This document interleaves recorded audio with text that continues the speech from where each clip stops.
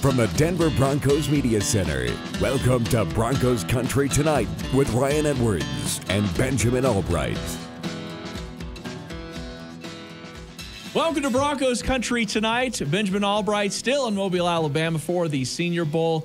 Steve Atwater, the great Steve Atwater in studio. What's up, Steve? What's up, Ryan Edwards? It's good to have you here. And the Broncos announced earlier this week that they are going to be beginning the sale process of the Denver Broncos. The Pat Bowlen Trust announced that. Joe Ellis with a statement saying whoever emerges as the new owner will certainly understand what the team means to our great fans and this community. So it's an interesting thing here because ownership can mean a lot. I'd also say a lot of the stuff that happens on the field, the coaching staff, the players, I'd say in game that doesn't always translate, but I think off season, I think big picture stuff, it's a really big deal. But I'd love to hear from you, as obviously your experience with Mr. Bowlen and just what it means to have good ownership.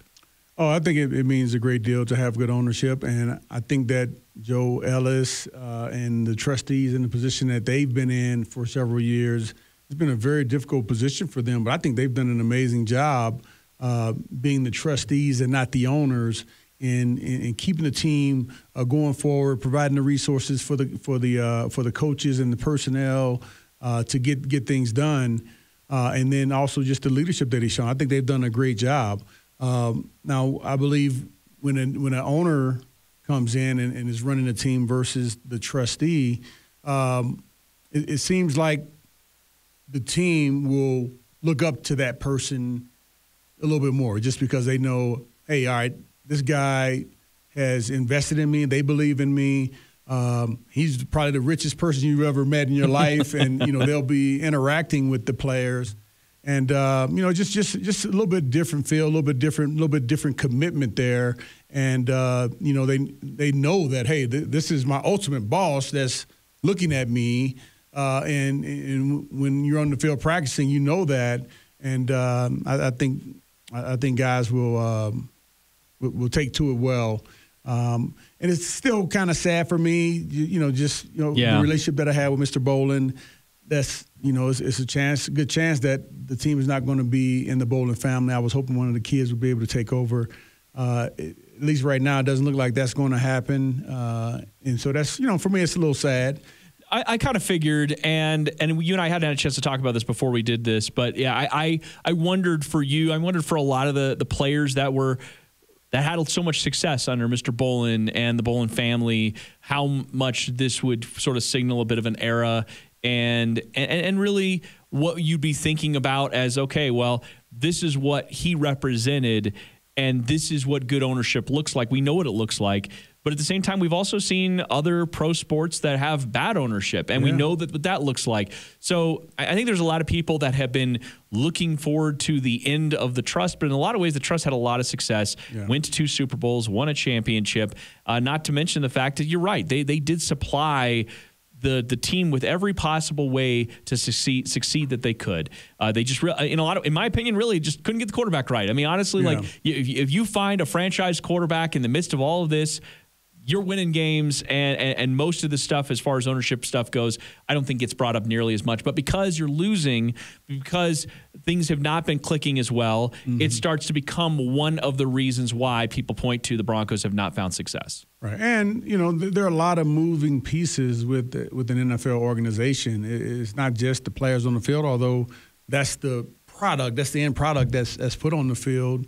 But there are a lot that goes into that. A lot goes into scouting the guys, picking the right guys, picking leaders, picking guys who have potential, and you don't have to pay them a ton of money right now, but they develop into players.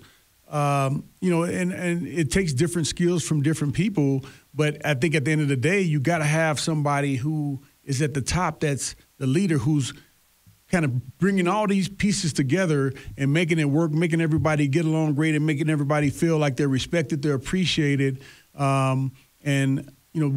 We had that when Mr. Bowlen was alive, and I expect the new ownership will have that as well. So it sounds like if you were doing that's what I'd be looking for. Well, that's what I'm saying. A great trait for it. That's exactly what I was going to, though, is that's sounds like if you're going through like the checklist of things that are important to you, that are important to really good ownership, it starts there with that connecting with the community, connecting with the players, and just really trying to give the support needed to have the success, empowering the people in your organization.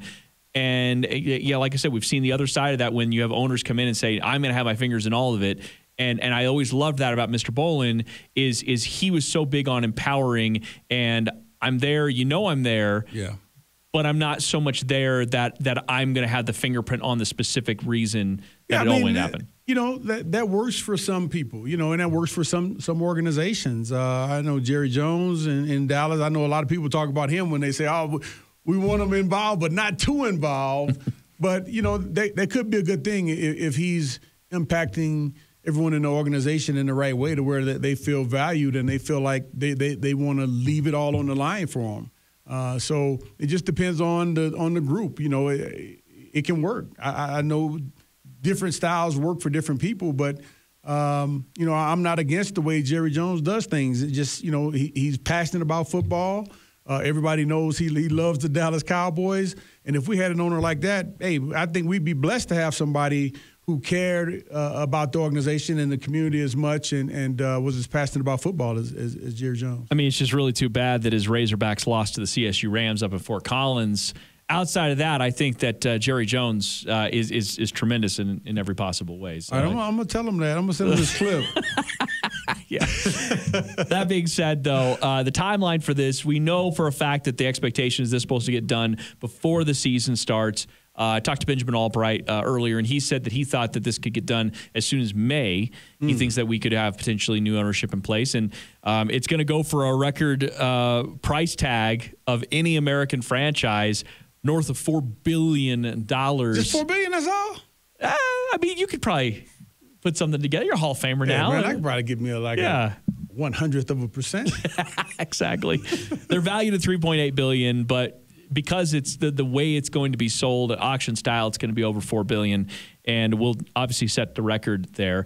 But I guess it does put together a very select group of people that actually really could bid on this. So in that respect, does that encourage you? Does that make you excited that it's going to be people that are, I mean, when you invest that kind of money, you're investing that kind of money because you believe in this product and that you feel like you can help them set up for success. Yeah, I hope that's the case, with the way the stock market and real estate and Bitcoin, everything is just off the charts nowadays.